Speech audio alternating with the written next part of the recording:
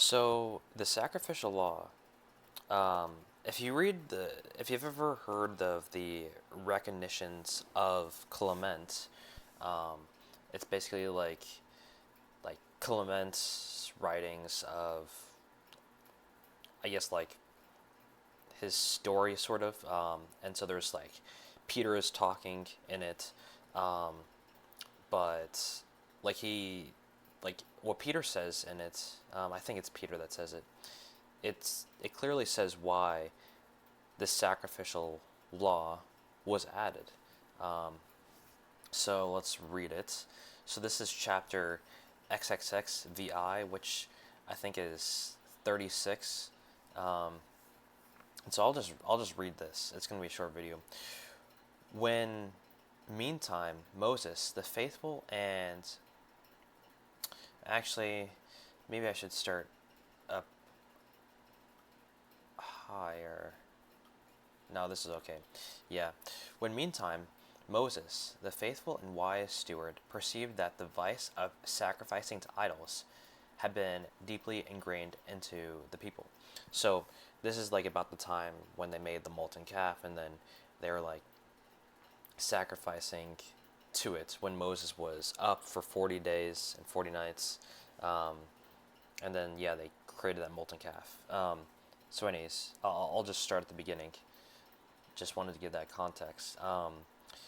When meantime Moses, the faithful and wise steward, perceived that the vice of sacrificing to idols had been deeply ingrained into the people from their association with the Egyptians, and that the root of this evil could not be extracted from them, he allowed them indeed to sacrifice, but permitted it to be done only to God, that by any means he might cut off one half of the deeply ingrained evil. So instead of sacrificing to other gods and other stuff, God allowed them to sacrifice to him. And so that's what you've seen throughout the entire Old Testament, where people are sacrificing and stuff.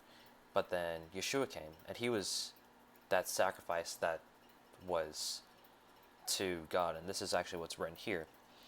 So continuing, leaving the other half to be corrected by another, and at a future time by him, namely concerning whom he said himself, a prophet shall the Lord your God raise unto you, whom ye shall hear, even as myself, according to all things which he shall say to you.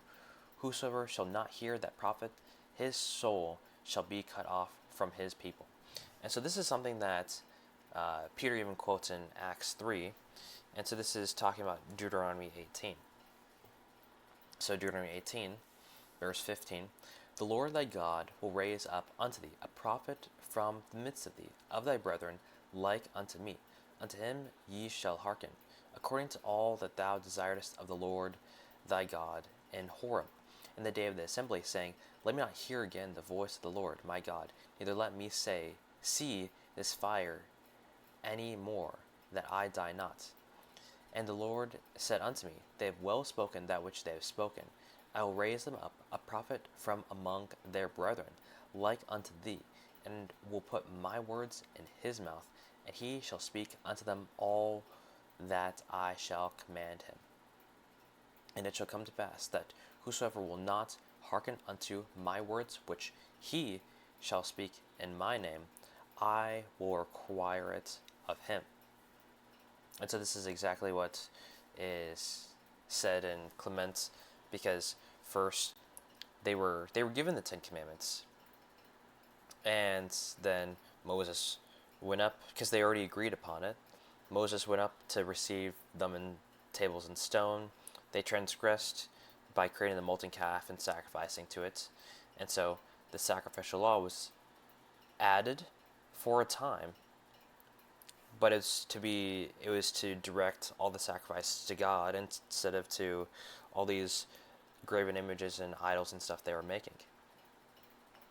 And then later this was going to be ended by Yeshua, because he died and was that sacrifice that atone for that transgression of the molten calf. And so through that, the sacrificial law was ended.